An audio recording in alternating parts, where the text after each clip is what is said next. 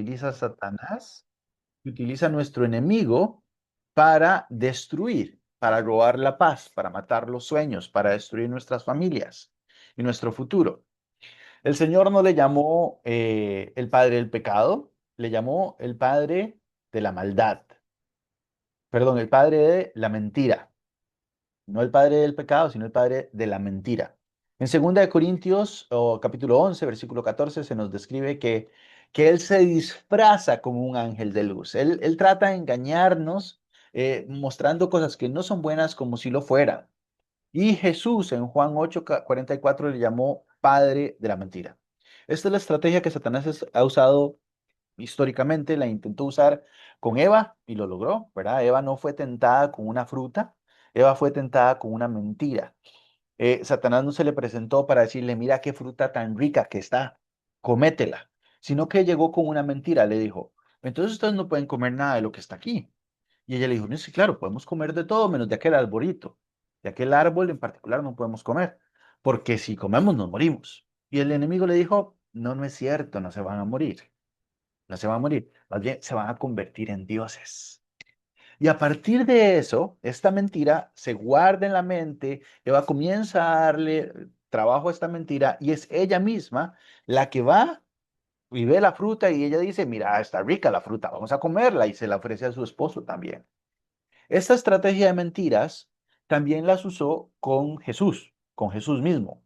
Cuando Jesús, usted recuerda el relato en Lucas, él es bautizado, el Espíritu Santo baja en forma de paloma y la voz del Padre se escucha desde el cielo diciendo, este es mi Hijo amado, yo estoy muy complacido con él. La Trinidad en pleno. Dios Hijo bautizándose, Dios Espíritu Santo bajando en forma de paloma, Dios Padre hablando. Y lo que Jesús escucha es, yo soy un hijo muy amado de mi Padre.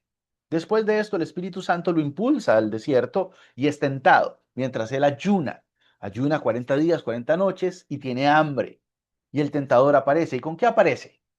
No apareció con un plato de pan, con un plato de comida, no apareció con un bollo de pan recién salido del horno. Apareció para sembrar una mentira en la mente de Jesús. Le dijo, si usted verdaderamente fuese el Hijo de Dios, usted convertiría esas piedras en pan. No, no le llegó con pan, sino que le llegó con una idea, con una mentira. Y es a partir de estas mentiras que Satanás buscaba destruir su vida. Lo que él quería era que Jesús pensara, lo que escuché no fue de mi padre. Dios no me ama. Yo tal vez no sea el Hijo de Dios.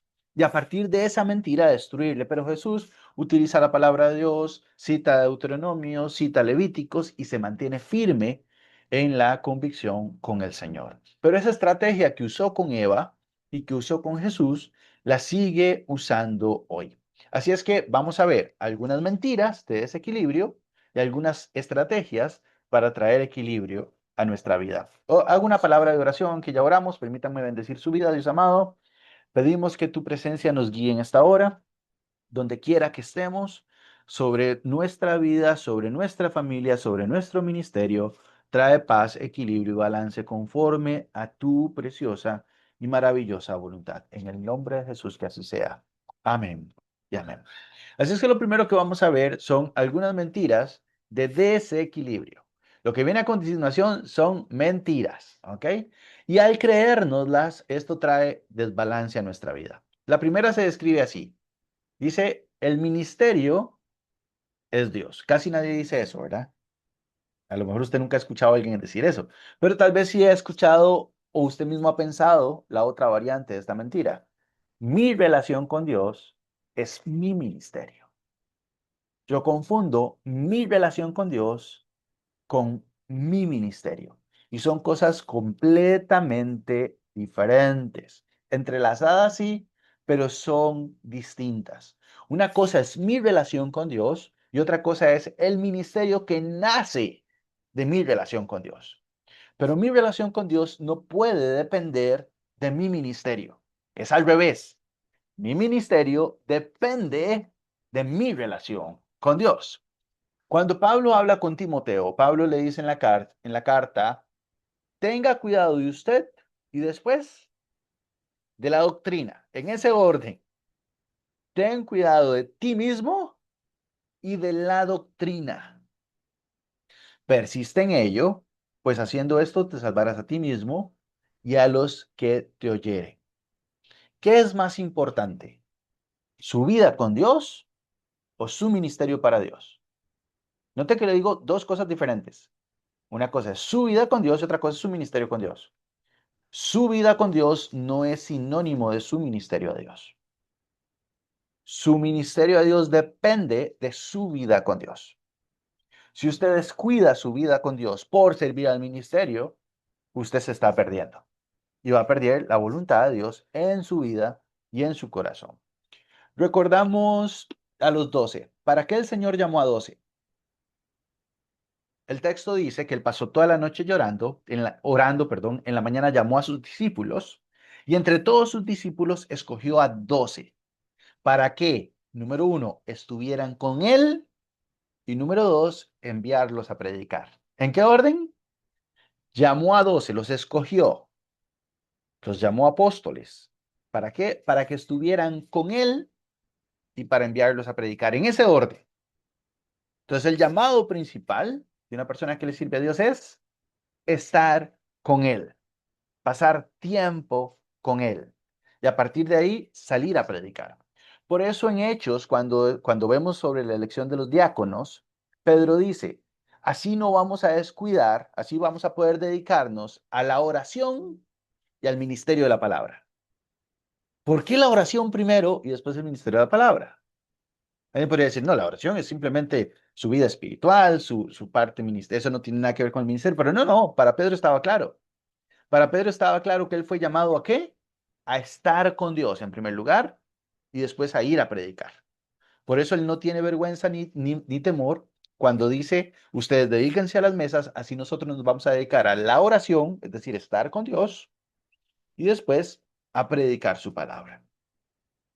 Ah, el ministerio es apasionante, es verdad, a mí me encanta lo que hacemos. Predicar la palabra de Dios es el honor más alto que alguno de nosotros podría tener como pastor, como líder. Compartir el mensaje de salvación es emocionante. Cada fin de semana en la iglesia, cada vez que hay una reunión en casa, cada vez que compartimos en una consejería o con equipos de líderes, es fascinante, es emocionante, pero no podemos dejar de lado ni pasar por alto que nuestro llamado principal, hablando de forma individual, es estar con el Señor. Yo no puedo confundir a Dios con el ministerio. El ministerio nace de mi relación con Dios. Por eso Jesús, dice Lucas, solía apartarse de noche a ir a orar solo con su Padre, una y otra vez. Él se enfocaba en estar con su Padre y después ir a hacer la voluntad del Padre. ¿Qué fue lo que hizo antes de ir a la cruz? Ir a estar con su Padre. Lo leemos en Juan 17, lo leemos en Mateo, Marcos y Lucas, él orando solo, con sus discípulos apoyándolo, pero se durmieron, pero él orando y estando ahí con el Padre. Vamos a estar con Dios para después poder ministrar. No es al revés. Nuestra vida espiritual no depende de el ministerio. Nuestro ministerio sí depende de nuestra vida espiritual. La segunda mentira es esta. Pareja ministerial antes que pareja matrimonial. Esto lo escuchamos en un retiro para pastores. Estaba con mi esposa en este retiro y fue fascinante cuando el expositor usó esta frase. Él hizo dos círculos grandes en la pizarra. Dijo, un círculo es la pareja ministerial y el otro círculo es la pareja matrimonial. ¿Cuál tiene que estar más grande? ¿Cuál tiene que ser más vivo? ¿Cuál tiene que ser más apasionado? ¿Cuál tiene que estar más firme? ¿La pareja ministerial o la pareja matrimonial? Este es como una gradita más de la anterior. Si estamos casados, nuestro matrimonio va primero. Pedro le dijo así a las personas en su primera carta. Dijo, esposos, sean ustedes comprensivos en su vida conyugal, tratando cada uno a su esposa con respeto, ya que como mujer es más delicada y ambos son herederos del gato de la vida. Y la última frase dice así: así nada estorbará las oraciones de ustedes. Esto lo que significa es que si yo trato a mi esposa de una forma grosera, mi oración está estorbada. Lo repito, ahí está en la pantalla. Sean comprensivos en su vida conyugal, tratando cada uno a su esposa con respeto. La última frase dice, así sus oraciones no van a estar estorbadas. Y uno podría decir, ¿cómo puede ser posible que mi oración esté estorbada si yo trato irrespetuosamente a mi esposa? Bueno, resulta que mi esposa es la hija de Dios. Dios es el papá de mi esposa, el papá espiritual de mi esposa. Yo no sé si usted tiene hijas, yo le decía que yo tengo una hija, Lucía, ¿verdad?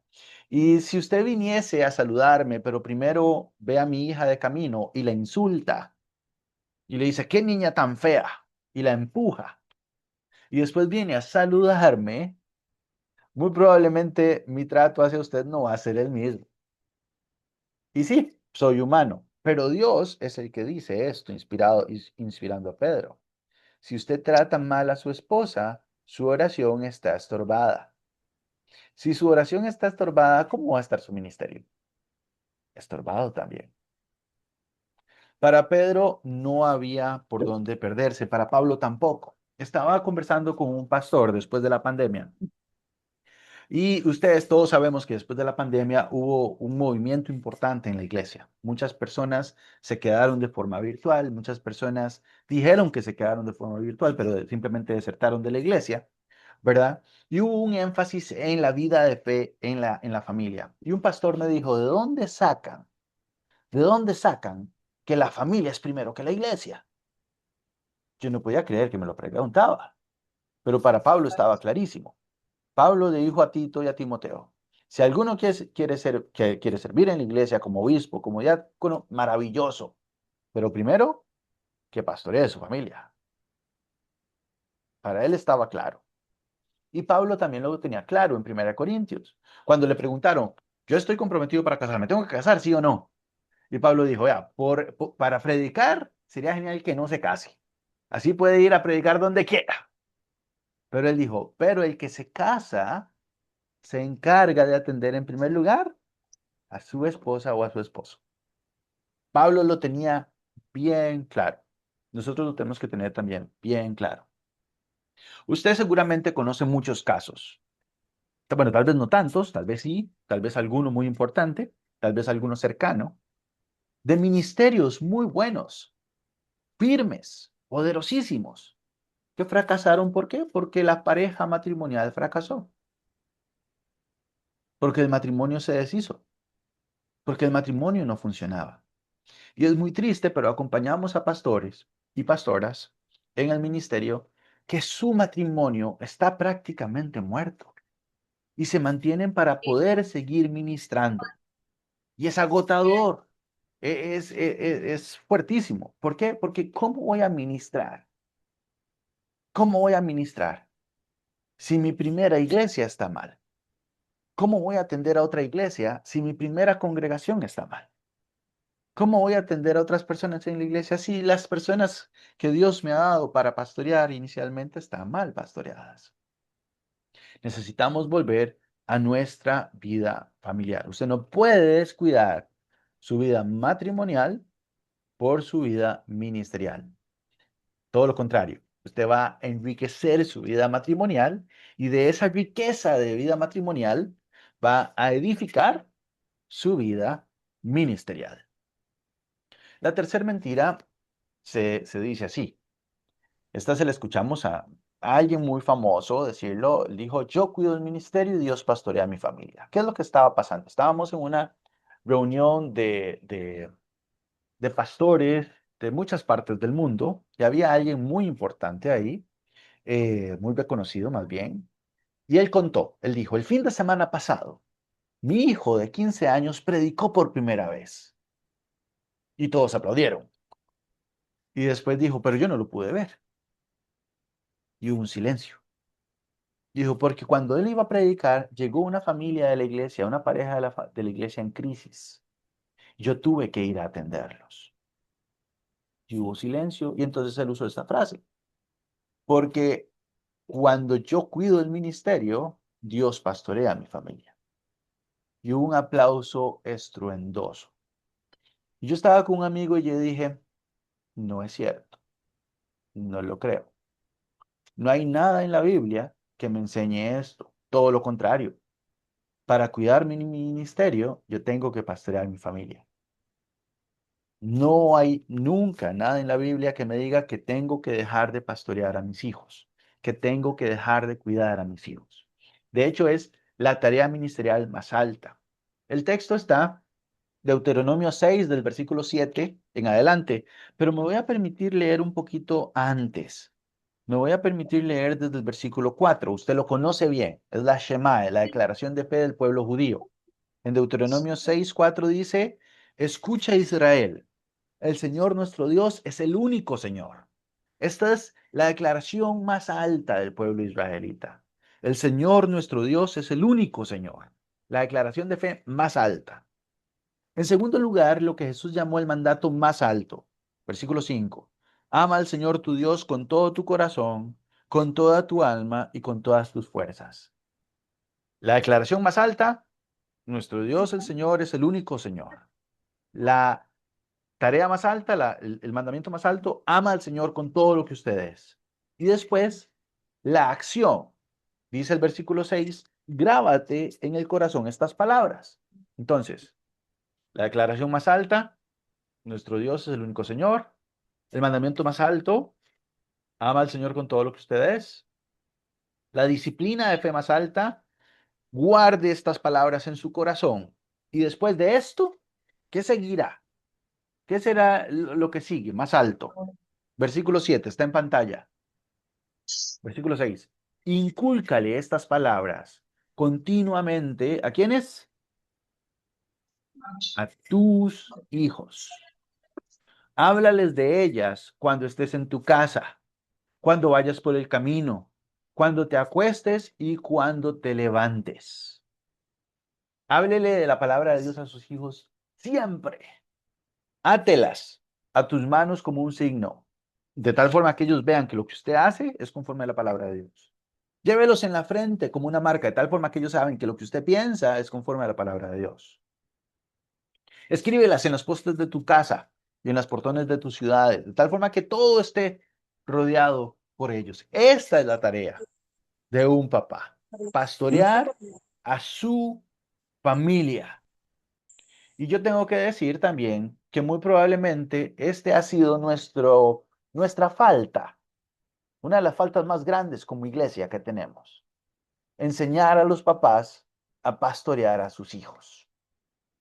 Enseñar a los papás a enseñar la Biblia a sus hijos. Enseñar a los papás la tarea de ser maestros, discipuladores de sus hijos. Este pastor me decía que sus dos hijos estaban perdiendo de la fe.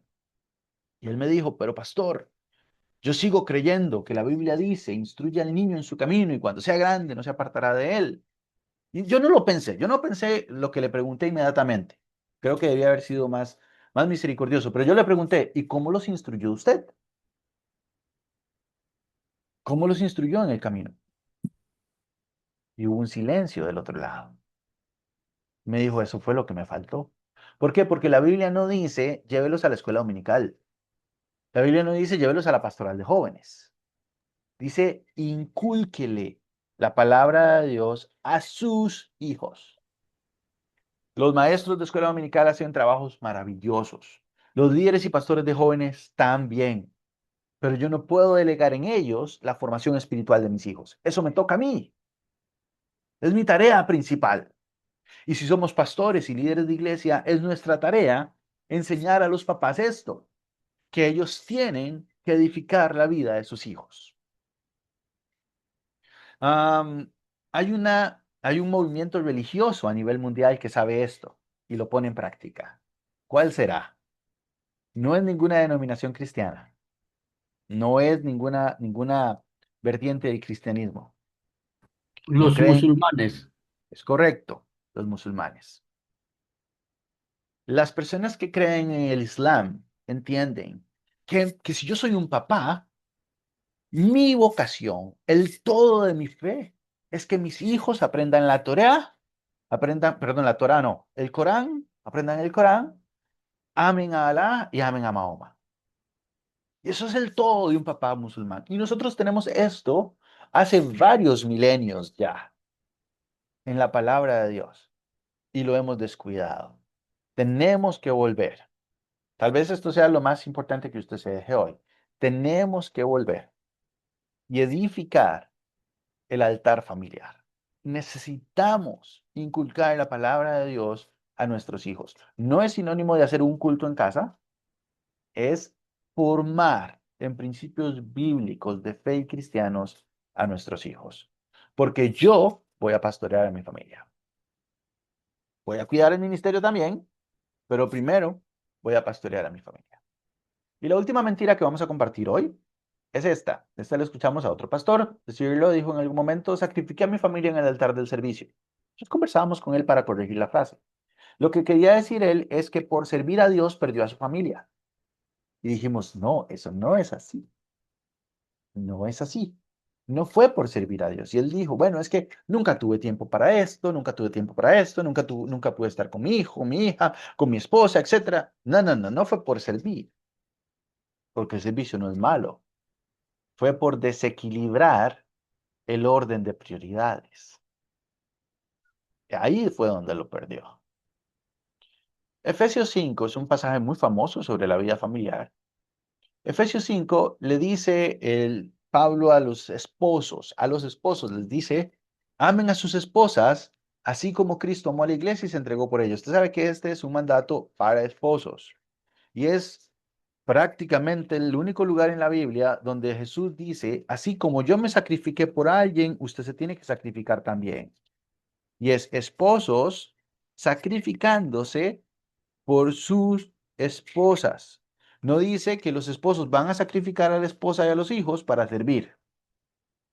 Si se va a sacrificar por alguien, tiene que ser por su esposa. Es lo que propone el versículo 25 de Efesios capítulo 5.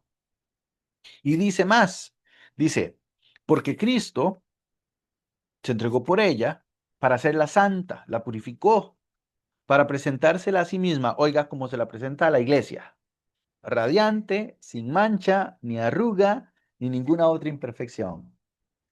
Y así es como los esposos tenemos que amar a nuestras esposas, para que ellas estén radiantes, sin mancha, ni arruga, ni ninguna otra imperfección, sino santa e intachable.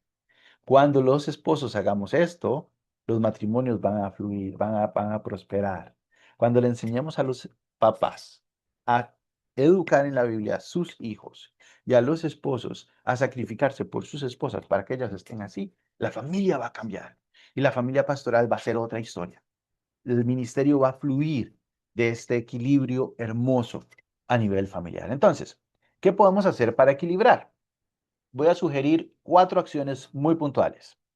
Muy puntuales, ¿ok? La primera, si usted está casado, en primer lugar, haga lo que tenga que hacer para restaurar la confianza en su matrimonio, en su esposa o su esposo. El proceso de acompañamiento que damos para restaurar la confianza en el matrimonio después de una infidelidad o después de un coqueteo o algunas conversaciones que no fueron correctas. Tristemente, también atendemos a pastores en estas condiciones. Lo llamamos las 5 palabras, que son arrepentimiento, donde la persona presenta los frutos de arrepentimiento, no promesas ni deseos. El perdón, donde la persona lastimada dice qué es lo que está perdonando. La confianza, donde reconocemos que se quebró y vamos a diseñar algunas estrategias para reconstruirla. La sanidad, donde vamos a revisar qué fue lo que quedó lastimado, porque perdonar no es igual que sanar. Perdonar es apenas el primer paso para la sanidad. Pero si usted me patea jugando fútbol y mi tobillo se dobla, yo lo puedo perdonar a usted inmediatamente, pero eso no va a sanar mi tobillo inmediatamente. Ya está perdonado, no lo voy a patear de vuelta, pero tengo que trabajar mi tobillo. O si usted choca mi carro Si usted golpea mi automóvil y le hace un golpe, un hueco ahí en la puerta o en una esquina, en un foco, yo le digo, no se preocupe, yo lo pago, yo me encargo, ya usted está perdonado, pero eso no arregla el automóvil inmediatamente. Por eso hay que revisar el paso de la sanidad. ¿Cuáles son las heridas que habían antes y después de la infidelidad? Y finalmente la reconstrucción, donde al igual que con Nehemías decimos, vamos a levantar esto de vuelta para la gloria de Dios y vamos a ver cómo queremos que se vea en el futuro. Si su matrimonio tiene una herida de confianza, es urgente que usted la trabaje, que usted la sane, antes de continuar y hacer cualquier otra cosa. Número dos, si usted es un papá de un adolescente, haga lo que tenga que hacer por reconectar con él o con ella. Hoy la juventud está bajo ataque, históricamente ha estado bajo ataque, pero hoy están más que nunca. Nosotros, todos los que estamos acá, muy probablemente, vivimos el tiempo donde si queríamos ver algún contenido inapropiado de pornografía, por ejemplo, teníamos que ir a buscarlo. Hoy el contenido inapropiado persigue a nuestros hijos. No lo tienen que buscar, los va a perseguir. Y la sociedad está cambiando en Latinoamérica. Hoy aquí en mi país, por ejemplo en Costa Rica, le llaman legalmente matrimonio a algo que la Biblia no considera matrimonio. Y así en distintas otras partes de Latinoamérica. A lo malo se le está llamando bueno y a lo bueno se le está llamando malo. Y un papá en una conferencia nos decía, es que yo no le puedo decir nada a mi hijo porque vive en otra realidad. Este hombre se creyó una mentira del enemigo. La voz de papá y de mamá sigue siendo la voz de Dios en el oído de nuestros hijos. Tiene que escucharse la voz de Dios con acento de papá y de mamá. Entonces, si usted necesita reconectar con sus hijos, dedique tiempo en cantidad y en calidad, ambas cosas.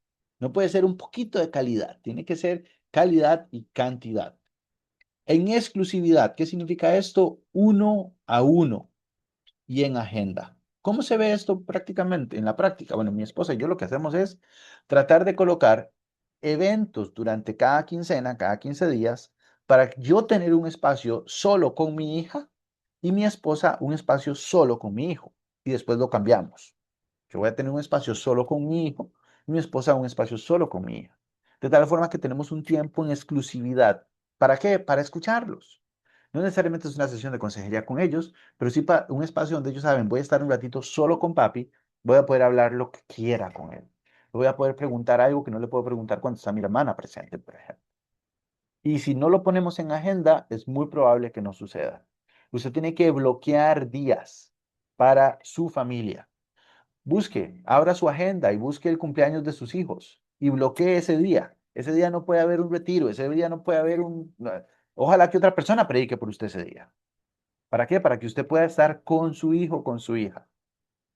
Si su hijo tiene una presentación de fútbol esa noche, usted bloquea la agenda. Esa noche no voy a aconsejar a nadie, voy a ver a mi hijo jugar fútbol.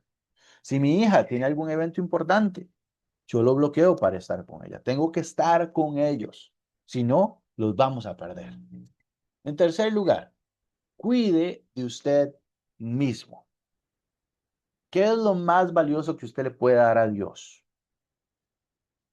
No es su tiempo, no es una predicación poderosa, es usted mismo. ¿Qué es lo más valioso que usted le puede dar a su esposa? Es usted mismo, la mejor versión de usted. ¿Qué es lo mejor que usted le puede dar a sus hijos? Usted mismo, la mejor versión de usted. Por eso la Biblia utiliza distintas palabras para referirse al ser humano como un ser integral. Corazón, mente, espíritu, alma, fuerzas, voluntad, mente, todo lo que somos, todo lo que somos. Hay distintos autores que hablan de distintas áreas. Yo voy a referirme a cuatro brevemente. La mente. ¿Qué está pensando usted? ¿Cómo está edificando su mente? ¿Qué está leyendo? ¿O solo lee la Biblia para predicarla? ¿Qué libro, qué autores está usando para edificar su vida? No solamente para predicar. Sus relaciones. ¿Con quién está conectado emocionalmente? ¿Cómo está su vida de fe con su familia, con su esposa, con sus hijos, con sus amigos? Su cuerpo. ¿Usted está durmiendo bien? ¿Está descansando? ¿Está cuidando lo que come? ¿Está haciendo ejercicio? Cuando yo empecé en el ministerio, don Alberto Barrientos, que es toda una institución de evangelismo en Costa Rica, me dijo en ese momento, Ya él estaba mayor. Él me dijo, Jason, tenés que cuidar tu cuerpo, tu mente y tu espíritu, porque es tu machete para trabajar la tierra. Se refería al ministerio. Te tenés que cuidar vos mismo, porque es tu instrumento. Tu cuerpo es tu instrumento. Si usted quiere servirle a Dios por décadas, su cuerpo tiene que estar cuidado, porque es el instrumento que Dios va a usar. Y a nivel espiritual, ¿cuándo fue la última vez que tuvo un retiro espiritual usted? ¿Cuándo fue la última vez que se retiró solo para orar, para ayunar, para descansar con Dios? Usted lo tiene que hacer, refrescar su vida espiritual. Y finalmente con esto termino, también para traer equilibrio a su vida, no ministre solo. Hubo un hombre aquí en la tierra que era capaz de hacerlo todo solo. Él lo podía hacer todo solo. ¿Lo hizo solo, sí o no? No. Hizo un equipo, llamó gente, llamó amigos, los nombró discípulos, apóstoles, les llamó por nombre para que lo acompañaran. La noche que él fue a orar, que fue traicionado, él estaba ahí. Le pidió a 3 de sus amigos, vengan a orar conmigo. Lo dejaron solo. Los ángeles bajaron porque él no podía estar solo en ese momento. Había otras cosas que sí le tocaron solo, como estar en la cruz. Pero aún en la cruz dijo, Padre, en tus manos encomiendo mi espíritu. ¿Por qué no vamos a ministrar solos? Porque Dios no conoce la soledad absoluta. Él eternamente ha sido una comunidad de Padre, Hijo y Espíritu Santo. Por eso nos creó en comunidad, hombre y mujer lo creó. Por eso en capítulo 2 hace un énfasis en la vida de grupo, de familia, la creación del matrimonio. Por eso a Abraham le dijo, por medio de usted van a ser benditas todas las naciones o todas las familias. Por eso somos parte del cuerpo de Cristo, la familia de Dios, nos llamamos hermanos y hermanas. Por eso somos una gran asamblea. No ministre solo. Hágase acompañar por mentores, personas que le enseñan cómo caminar en la fe, por consejeros, personas que le guían en la toma de decisiones y en la rendición de cuentas, y por amigos que celebran y lloran con usted. ¿Cuál fue el ministerio de Lázaro? ¿Alguien lo sabe? ¿Cuál era el ministerio de Lázaro en la vida de Jesús? ¿Era uno de los 12? No. ¿Cuál era el ministerio de Lázaro? ¿Cuál era el ministerio de Lázaro? Lázaro era el amigo al que Jesús iba a visitar para tomar café. Si iba para Jerusalén, pasaba por Betania. ¿A qué vamos a pasar a Betania? ¿A hacer milagros? No. ¿A predicar? No. ¿A qué? A tomar cafecito con Lázaro, con Marta y María. Eso es lo que hacía Lázaro. Era el amigo de Jesús. Usted necesita Lázaros en su vida. Personas para ir y tomar un café. En Enfoque a la Familia, por supuesto, estamos para servirles. Si usted se da cuenta que hay algún desequilibrio en su vida, escríbanos. El número de WhatsApp está en pantalla, más 506-8788-9211. Pida consejería, pida atención psicológica, un coaching de vida, asesoría financiera. Si quiere ser atendido por este servidor, pida consejería pastoral, por supuesto. Habemos 2 pastores que damos consejería pastoral a pastores y líderes. Escríbanos. Y si usted desea que esto lo compartamos en su iglesia, escríbanos a WhatsApp o al correo que está ahí, capacitación@enfoquelafamilia.cl. Este contenido, como les digo, es parte de la Conferencia Familia, que es un evento de un día que compartimos en iglesias u organizaciones que tienen un corazón para servir a pastores e iglesias, como las sociedades bíblicas. Lo hemos compartido aquí para la Sociedad Bíblica Costarricense y también hoy es un honor. Permítanme bendecirles para terminar esta parte expositiva. Dios amado, yo bendigo tu nombre y bendigo a cada hombre y mujer que hoy está hoy tomando una decisión de equilibrio por su propia vida, por su propia salud, por la salud de su familia y por la salud de su iglesia. Hombres y mujeres valientes que tú has llamado y que han dado un paso adelante y han dicho, aquí estoy, envíame, Señor. Y ahora necesitan balancear algo en su corazón, traer de nuevo equilibrio, pasar más tiempo con sus hijos, volver a esa actitud de sacrificio servicial por su esposa. Pero sobre todo, recuérdanos esa convocatoria que hiciste a los 12 para estar contigo y después ir a predicar. Que podamos encontrar tiempo rico, bueno, de calidad para estar contigo. En el nombre de Jesús. Amén. Amén. Ha sido un honor gigantesco compartir hoy. Ok. Muchas gracias, Jackson, por el tiempo de poder compartir. Te agradecemos bastante, bien, bien práctico, bien llamar a la acción.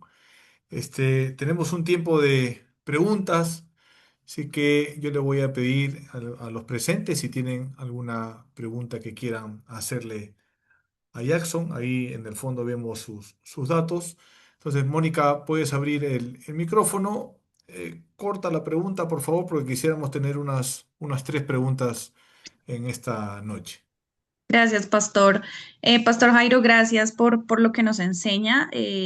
Pues a mí tomo mucho de lo que usted nos dijo y quisiera que de pronto pues me diera, por ejemplo, un consejo. No sé si en la llamada también hayan más personas solteras. Yo pues por ahora no tengo esposo ni hijos. Espero algún día tener esa bendición, pero sí tomo en cuenta todo el tema de el ministerio, de no estar solo, también de cuidarme en cuanto a temas espirituales y demás. Un consejo cortico que usted considera que yo estoy empezando en esta parte de la fe, le agradecería muchísimo. Hace 10 años soy cristiana. Gracias, pastor. Gracias. Para los solteros, las cuatro instrucciones para equilibrar son: número uno, cuide su corazón, las heridas de su historia, su pasado, presente y futuro. Número dos, priorice su discipulado, su formación espiritual, la intimidad con Dios. Número tres, cuide de usted mismo, esa es igual. Y número cuatro, es la misma, no ministre solo. Pero al inicio las dos son diferentes, es cuide su corazón y priorice su discipulado. Ok, gracias. Ahí está la hermana Ruth Moya también. Por favor, puede abrir su micrófono y una pregunta corta, aprovechando que Jackson Buenas está noches, presente. podría ser una pregunta. Sí, le escuchamos, hermana Ruth. No es Mire, hermana yo Ruth, hace es Luz la que está hablando. Yo no he Luz hablado, Lucas. mi pastor. Pero le dejo que hable la hermana Luz. Usted. Bueno, mire, yo hace 10 años, por quizás por desconocimiento, ¿no? En mi iglesia nunca nos hablaron sobre de lo que del matrimonio. Y bueno, ¿no? Por parte de mi esposo cometió varias cosas y se divorció, me hizo la demanda, pero antes que se divorcie, gracias a Dios, tuve la oportunidad de abrir una obra, un anexo de mi iglesia, y el cual a veces yo me pregunto si es que yo lo puedo seguir, eso, y ese anexo es de puro niños, mayormente niños. Ya tenemos ya como 12 años en ese ministerio, gracias a Dios, pero a veces mi incomodidad es, pero yo puedo seguir al frente aún siendo divorciada. Es una excelente pregunta. Yo lo que le voy a decir es, porque no me atrevo a dar un criterio sin conocer el caso, ¿verdad? Es que uno de los principios bíblicos es estar bajo sujeción. El autor de Hebreos decía que dentro de las cosas básicas del discipulado inicial, sí está el perdón de pecado, el bautismo, la cena, la resurrección de los muertos. Y él decía, y la imposición de manos. Y esto básico, imposición de manos, significa vivir bajo autoridad. Entonces, lo que yo le sugeriría, hermana, es que busque a las autoridades de la iglesia donde la que ustedes servían o ministraban y exponga su caso a ellos y dígales, necesito su orientación en este tema. ¿Está bien? Ahora, si quisiera un abordaje ya más personal, más puntual, puede escribirnos y con todo gusto le atendemos en lo individual, pero no me atrevería a dar un criterio sin conocer el trasfondo de la historia. Amén, hermano, me Bien, comunicaré con usted. Dios le bendiga. Gracias. listo. Amén. Gracias. Hermana Ruth, por favor. Ahora sí, muchas gracias, amados pastores. Más que una pregunta, era agradecer todo lo que ustedes hacen a través de estos webinars para nosotros, para formar nuestras vidas. Y aparte era querer pedir, no sé si se puede compartir la presentación y si en la presentación pudiesen poner los textos bíblicos que iba el pastor nombrando, el pastor Jackson. Eso era solamente. Muchas gracias, buenas noches, que estén muy bien. Listo, gracias. Marco, por favor, tu pregunta.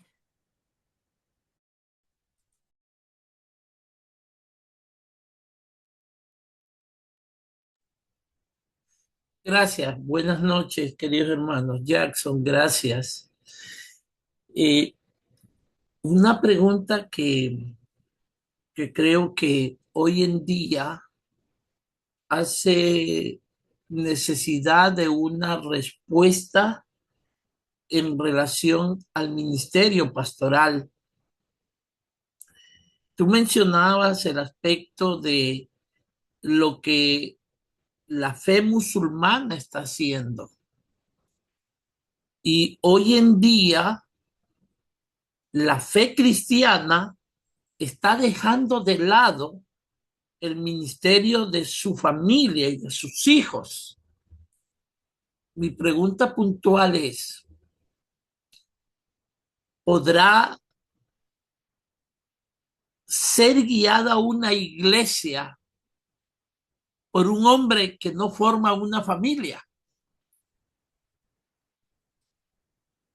Muy buena pregunta. La experiencia nos dice que sí, ¿verdad? El ejemplo es Pablo. Pablo decía que hay personas que fueron llamadas a dedicarse a la iglesia como su familia, ¿verdad? Y hay otros que sirven a la iglesia teniendo su familia. Cualquiera de las dos, pero depende de aquello a lo que Dios le haya llamado a cada uno.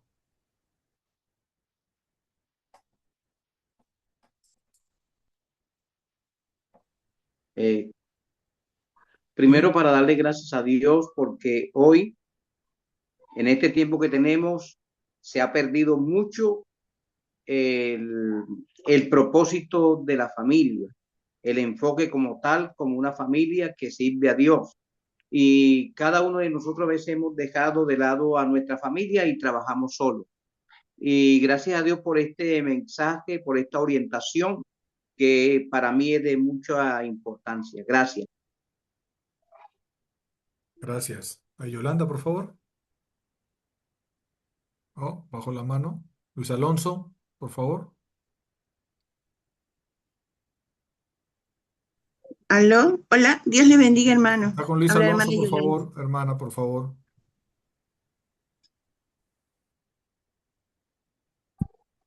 Dios le bendiga, mi hermano. Muy buenas noches de Machala, Ecuador. Mi pregunta sería, quizás a veces hay parejas que están en unión libre y quieren estar al frente del ministerio. ¿Y cómo se podría trabajar ahí?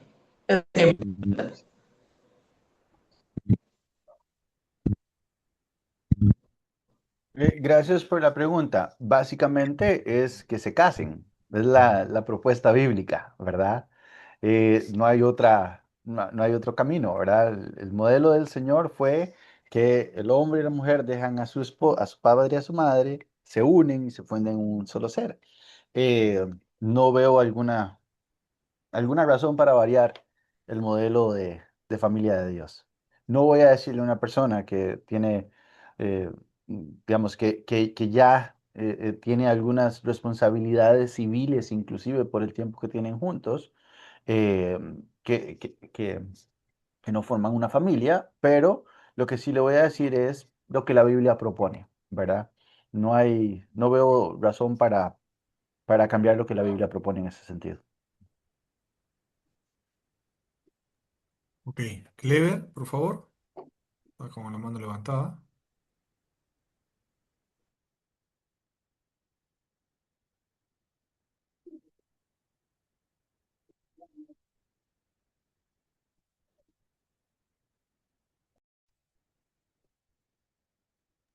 Ya estás con el audio, Clever. ¿Me escucha? Sí, sí, te escuchamos. Correcto. Mi pregunta era, muy buenas noches entre todos, pastores y hermanos. Acá se ha hablado de la crianza cuando están pequeños, pero ya cuando pasó eso, han estado en la fe, pero por haber motivos se enfriaron los hijos. Una, digamos, un ejemplo, porque es mi familia, líder de jóvenes y se enfrió por decepciones dentro de la iglesia. Igual ha sido un hijo, se enfrió también por líderes de la iglesia. Nosotros nos mantenemos. Eh, bueno, tenemos que dar el ejemplo, no hemos claudicado en ese sentido. Seguimos leyendo, seguimos predicando, seguimos orando. Hasta tengo digamos, una célula en casa donde todos estamos compenetrados, pero ¿qué pasa con ellos? ¿Esperar simplemente el tiempo de Dios para que obren ellos? Esa es mi pregunta. La respuesta es sí y también. Es decir, vamos a esperar que Dios obre en ellos, pero vamos a hacer nuestra parte también, ¿verdad? Vamos a seguir orando sobre ellos, vamos a seguir declarando la palabra de Dios sobre ellos, vamos a seguir inculcando la fe en ellos. Mientras ellos vivan en nuestra casa, es nuestra tarea seguir inculcando la fe en ellos. Recuerda la familia del carcelero. Él, a la medianoche es que las puertas se abren, ¿verdad? Y él se va a quitar la vida porque piensa que todos se escaparon. Y Pablo le dice, no, no, no haga eso, aquí estamos todos. Y él le dice, ¿qué tengo que hacer para ser salvo? Y él le dice, crea y será salvo usted y su familia. Y en la noche, en esa noche, digamos, ¿sabe lo que pasó? Eso fue a la medianoche. En la mañana vinieron a sacar a Pablo. Pero de la medianoche a la mañana lo que sucedió fue que este hombre se los llevó para la casa, le predicó a toda la familia y los bautizó. Y yo no creo que se haya puesto a preguntarle uno por uno, ¿usted quiere despertarse para escuchar esto? No, simplemente los expuso a la palabra de Dios, ¿verdad? Entonces, mientras vivan bajo nuestro techo, seguimos inculcando la palabra de Dios a ellos. Y cuando sean grandes y tomen sus propias decisiones, vamos a seguir trayéndolos al altar de Dios en oración. A mí siempre me gusta decir esto. Por más lejos que usted esté, que su hijo esté de usted, ¿verdad? Hay un texto en Isaías 29 que dice, ya sea que te desvíes a la izquierda o a la derecha, tus oídos escucharán una palabra, una voz en tus espaldas que te dirá, este es el camino que debes seguir.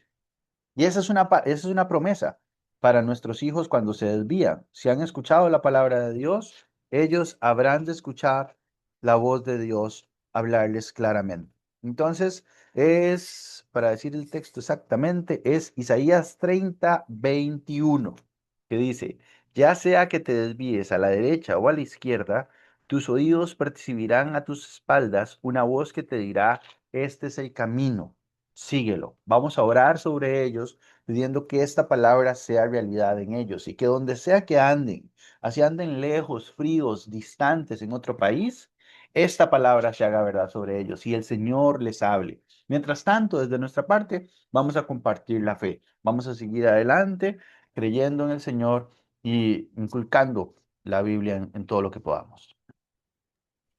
Ok, terminamos. Tenemos tres personas más, ¿no? Ujú. Jesús Estrada, Yolanda, y hay una persona que tiene Android. Sería bueno que por favor ponga su nombre. Le doy el paso a Jesús Estrada, por favor, que pueda hacer su pregunta y ya vamos terminando.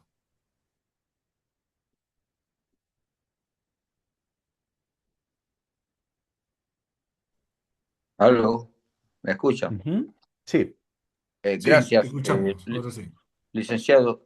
Algo fascinante y quería saber cómo obtiene el conocimiento. Hay una parte que es de humano y que igual la hacemos nosotros. Jesús iba y tomaba, como dice usted, un cafecito donde Lázaro es como la Chinamo, el kiosco, el restaurante donde había su café preferido, pues, y cuando iba a hacer la obra pasaba por ahí igual que nosotros. Yo hago lo mismo, pues cuando salgo a un lado, voy a un lugar que me gusta como hacen el café. ¿Cómo obtiene usted? Jesús iba ahí donde Lázaro a tomar café para seguir adelante, por favor? No entendí la pregunta. Ok, usted dijo que Jesús iba a tomar cafecito donde Lázaro, donde estaba Ajá. Marta, y cómo llega a esa conclusión, ese conocimiento, que es algo humano que nosotros practicamos también. Es algo chévere porque lo hacemos nosotros también cuando vamos a la obra. Vamos a un lugar que nos gusta un cafecito, lo tomamos y Oh, seguimos ya adelante. entendí. No, no, esto es una ilustración. Obviamente no Ajá, tomaba un café, ¿verdad? Jesús no tomaba café, ¿verdad? Seguramente que no, tomaba vino, agua o lo que fuese. Lo que estoy diciendo es tratando de traducirlo para nuestro tiempo. Y por ok, supuesto que no pasaba donde Lázaro a comprar un café, como si fuese un restaurante. Lázaro era su amigo. era su compañero, ¿verdad? Era su amigo. Marta y María eran sus amigos. Y lo que el texto nos indica es que cuando él acostumbraba a pasar cerca de Betania, los visitaba, ¿verdad? Entonces, no es como una tienda o algo por el estilo, sino que pasaba un tiempo con ellos hermoso, ¿verdad? Y lo que tenemos es que Marta les atendía y María se quedaba fascinada escuchando a Jesús, ¿verdad? Y cuando decimos que cuando el texto dice que Marta les atendía, muy probablemente es que Marta estaba preparando la comida, porque lo que había llegado era un escuadrón de gente, ¿verdad? Era Jesús con sus discípulos y se ponía a servir, ¿verdad? Pero sí, eran amigos, y es la palabra que el texto utiliza para referirse a Lázaro, su amigo, alguien con quien él pasaba tiempo. Gracias. Ok. Un gusto. Yolanda, por favor. Es un modismo, ¿no? Para expresar la cercanía amical entre ellos. Yolanda, por favor, para ir terminando. Buenas noches, Dios les bendiga, Buenas hermano. No noches. sé si me escuchan. Sí, Sí, sí, te escuchamos. Eh, Buenas noches. bueno, mi pregunta era, cuando el pastor hablaba acerca del matrimonio y de un matrimonio que, pues, lamentablemente, ahorita, por ejemplo, esta semana tuvimos una llamada en mi persona, una hermanita, en la cual me habla de su pareja que se fue de casa y que le dijo que ya no le amaba, no le quería y que mm, pues tenía otra persona y ellos son una pareja de jóvenes que ya tienen pues como 7, 8 años de matrimonio. Escuchando algunas pautas acerca del arrepentimiento, el perdón y la confianza. Mi pregunta es cómo se trabaja el tema de la confianza? O sea, cómo pautas, cómo podríamos en este caso aconsejar o qué podríamos decir. sí, la confianza es literalmente tener fe en la otra persona. Eso significa confianza, es con fe. Y lo que es como dice Hebreos, es que yo estoy seguro de qué es lo que la otra persona hace, aunque yo no lo vea. Yo sé quién es, aunque no le vea. Y cuando hay una herida de confianza, lo que sucede es que la persona tenía una imagen de quién era, y a partir de este evento esa imagen se quebró y ahora se formó otra. Entonces, no es como que quiero recuperar la confianza desde cero, sino que qué hago con esta otra imagen, que ahora el pasado es un poco diferente a como yo lo entendía, el presente también. Entonces, lo que hacemos es, primero tiene que haber arrepentimiento y perdón. Después de que hay evidencias de arrepentimiento, ya esa evidencia de arrepentimiento, ese fruto de arrepentimiento, como lo llama Juan el Bautista, son los fundamentos para ir reconstruyendo la confianza. Y después revisamos con la pareja cuáles actitudes, momentos, lugares, gestos, comunicaciones generan la desconfianza para ver qué podemos hacer para corregir. Y tiene que ser algo que le funcione a ambos. Por ejemplo, este caballero decía, es que yo no confío en mí mismo, no puedo tener acceso a esta red social, necesito quitarla. A otra pareja le sirve a otras cosas. Entonces, se ve en el caso particular, puntual. Acabo de compartir en el chat de Zoom el PDF de la presentación para que lo tengan. Y también se lo estoy compartiendo a don Eduardo por WhatsApp, en caso de que don Eduardo lo pueda compartir al grupo de WhatsApp de Sí, estudiantes también. sí, ¿Ok? lo hacemos. Listo, Ahí está, Abigail, para que por lo puedan favor, y compartir. contigo vamos terminando, Nunca porque lo nos estamos puedo. pasando un poquito de la hora. Gracias, Jackson, por la paciencia de contestar. A ver, No, con todo Abigail, por gusto. favor, abre tu micrófono Sí, y contigo estamos terminando. buenas, buenas noches, hermanos. Muchas gracias por este momento. Bueno, yo quería compartir una situación de que estoy viendo en la iglesia hoy día. Bueno, escuché sobre el ministerio de cómo debe ser en la iglesia, pero bueno, en la iglesia donde yo he estado asistiendo he visto situaciones de los líderes muy desagradables que, bueno, me han causado desánimo, me han causado como el hecho de que ya no querer ir nunca más a la iglesia, esa iglesia, porque he visto en la iglesia, ¿no? De líderes que eran inmorales, a veces hablaban con groserías, tenían una actitud de no obedecer la palabra del Señor, sus familias destruidas, destrozadas, y bueno, era desagradable ver eso, ¿no? Ir a una iglesia así. Entonces, ¿cómo se puede hacer cuando tú vas a la iglesia, una iglesia llamada cristiana, y están presentes esa clase de líderes, ¿no? y cuando tú vas y te atacan, te dicen, bueno, o sea, se crea un ambiente horrible, ¿no? Entonces, no sé si me escuchan. Sí. Sí, perfecto. Muchas gracias por compartirlo. Es muy triste, ¿verdad? Lo que está Sí, compartiendo, sí, pero sí, realmente. Yo siempre, por ejemplo, disculpe que le interrumpa, pastor, pero yo siempre he buscado congregarme en una iglesia, aprender de Dios, conocer a Dios y servir a Dios, o sea, me ha tocado vivir, sí es una iglesia cristiana, claro, pero he visto ahí muchos, entre jóvenes y adultos que se pelean por el liderazgo, se pelean por estar al frente y son personas que realmente solo como que buscaran, como en la política, tener poder en la iglesia, pero causan mucho desastre, mucho perjuicio, mucho daño en la iglesia. Y como que uno se desanima de estar ahí, ¿no? Yo soy una señorita, soy joven todavía, y bueno, eso como que a mí me, ahorita, yo escuchando ahí, ¿no? Cómo debe ser el ministro, y la Biblia dice, pero no se ve esa clase de líderes en iglesia, son raros los que hay. Mayormente se meten personas que no tienen familias organizadas, que sus familias andan ok, perdidas, pero ellos buscan el permítame, ministerio. permítame responderle. Básicamente, esto me lo enseñó mi mentor hace algunos años. La iglesia tiene una capacidad hermosa de hacer cosas fascinantes para Dios, pero también tiene una capacidad poderosa de lastimar. Yo le decía, ¿cómo puede ser posible que hable así de la iglesia? Y él me decía, es que la iglesia está formada por nosotros. Y todos nosotros tenemos una capacidad hermosa de hacer cosas hermosas para Dios y también una capacidad poderosa de lastimar. Todos somos pecadores y no estamos sirviendo a Dios porque seamos mejores. Estamos sirviendo a Dios a pesar de lo que somos y a pesar de cómo somos. Entonces, la gracia y la misericordia es para todos. Y al mismo tiempo, necesitamos eh, hacer lo que el Señor nos decía. Si tengo algo en contra de alguien, ir y comentárselo de frente, decírselo con gracia y con misericordia. Y si no me escucha, ir delante de los pastores. Y si no me escuchan, entonces ya yo puedo tomar una decisión, según lo que el Señor me llame. Si es a seguir en la iglesia trabajando desde ahí o si es a moverme a otro lugar. No desde yo soy mejor que ellos, sino desde la gracia y misericordia que el Señor nos dé. Ok. Terminamos con José, por favor, Jackson. Ya lo último. Estamos abusando mucho de tu tiempo. A ver, José, No hay Román, por problema. favor. Contigo terminamos las preguntas, porque todavía nos falta algo para poder terminar. José, te escuchamos.